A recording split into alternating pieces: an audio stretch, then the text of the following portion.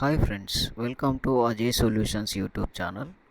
Today in this video we will see how to check the status of PM Kisan Yojana scheme application status. Just go to Google search and type PM Kisan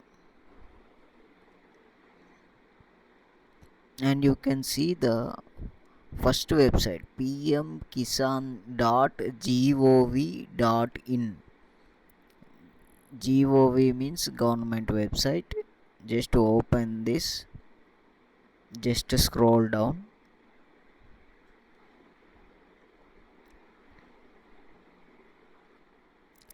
and you can see that status of self registered farmer. Just click here and it will ask for Aadhaar number.